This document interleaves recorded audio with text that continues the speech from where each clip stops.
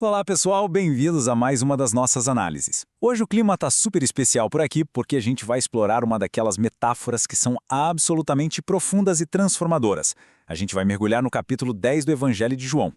É incrível como essa é uma passagem que muita gente acha que já conhece de cor e salteado, né? Mas a verdade é que ela esconde camadas fascinantes de história, de cultura e de teologia. Então, vamos direto ao ponto e descobrir o que realmente significa essa figura tão famosa do bom pastor. Olha só, para começar, a gente precisa quebrar uma visão toda romantizada que se tem hoje em dia. Teve uma vez que um programa de televisão tipo aquelas câmeras escondidas fez uma pegadinha bem curiosa numa escola preparatória super exclusiva. Só tinha aluno com inteligência muito acima da média, sabe? Aí atores se passaram por consultores de carreira. Um jovem super brilhante entrou na sala, esperando ouvir que o perfil dele era para ser presidente de um banco multinacional ou algo do tipo, e ouviu do consultor o seguinte: olha, analisando seus testes, a profissão perfeita para sua vida é ser um pastor de ovelhas. Gente, o choque no rosto daquele rapaz foi impagável. E faz sentido, né? Quem, em sã consciência, dedicaria a vida inteira para cuidar de animais que não conseguem nem achar o caminho de casa sozinhos? E o mais fascinante de tudo isso é que, historicamente, a pessoa mais famosa de todos os tempos assumiu exatamente esse título. Seção 1. O contexto do pastorado.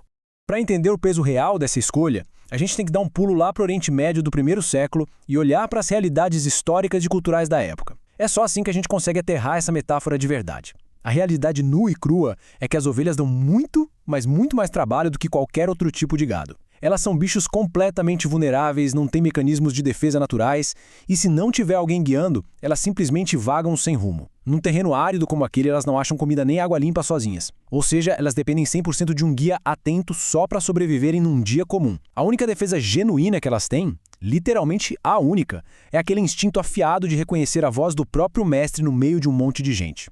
Indo para a parte 2, ladrões e falsos pastores.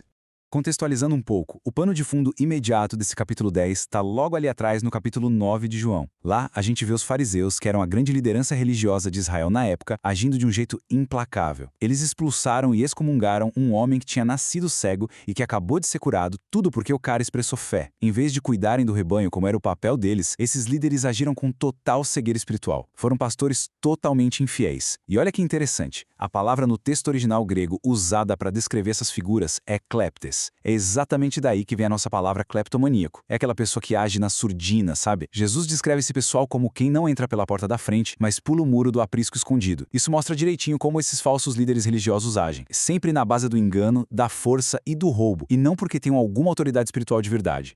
E o resultado desse tipo de liderança é trágico, para não dizer outra coisa. O objetivo do ladrão é 100% focado nele mesmo e na destruição. Esses líderes agem como verdadeiros mercenários. E os registros da época mostram que esses mercenários abandonavam o rebanho no instante exato em que um lobo, ou seja, qualquer perigo ou falso mestre, dava as caras. Eles não têm amor pelas ovelhas. Na verdade, eles só se aproveitam do rebanho e fogem quando a coisa aperta. Vamos para a seção 3, a porta das ovelhas. Fazendo um contraste brutal com esses ladrões, o texto traz uma metáfora dupla e muito poderosa de Jesus. Primeiro, tem a afirmação direta de que ele é a entrada exclusiva para o aprisco. Pensa nos passos físicos de como alguém entrava num aprisco no primeiro século. Isso ajuda a gente a visualizar como uma autoridade espiritual legítima na prática. O porteiro, que fica ali vigiando, abre a entrada por vontade própria. O verdadeiro pastor não precisa pular muro nenhum, ele simplesmente entra.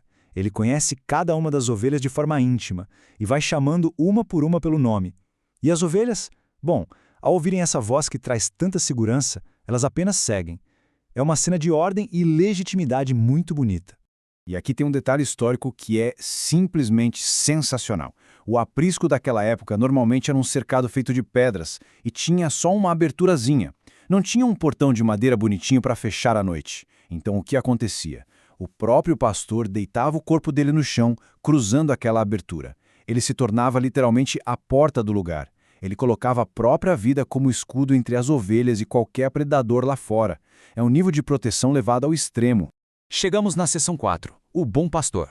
Isso tudo constrói o caminho até o clímax absoluto do texto. É a distinção final que separa de uma vez por todas a falsa liderança da verdadeira, apresentando contudo a figura do bom pastor. O grande ponto aqui é o contraste. De um lado da balança, a gente tem o mercenário, que só tá ali pelo dinheiro e sai correndo de forma covarde na primeira ameaça. Do outro lado, o bom pastor. Ele tem uma dedicação que não dá nem pra comparar. Ele conhece quem é dele, ele protege, ele bate de frente com o perigo e, no maior ato de amor que se pode imaginar, ele sacrifica a si próprio para garantir que o rebanho continue vivo.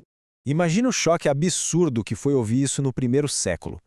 Olha, naquela época, dar a vida pela própria pátria, por uma grande causa ou por uma verdade moral, isso o pessoal até entendia. Tinha homem que se jogava na frente de espada romana para defender tradição.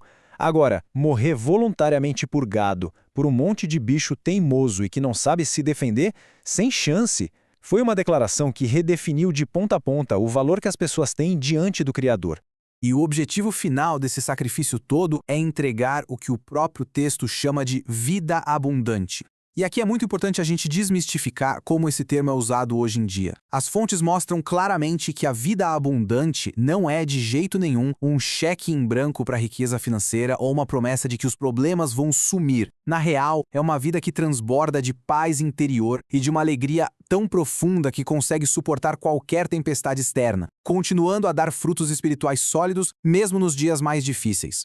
Avançando um pouquinho mais na linha do tempo, mais para o final do capítulo 10, o texto coloca todas essas falas acontecendo bem no meio da festa da dedicação, também conhecida como Hanukkah. Era um festival de inverno que comemorava uma libertação histórica gigantesca lá do passado. Esse é simplesmente o cenário perfeito para o pastor chegar e afirmar que ele está trazendo uma libertação ainda maior, algo definitivo. Ele está garantindo uma proteção divina tão forte que absolutamente ninguém consegue arrancar o rebanho das mãos dele.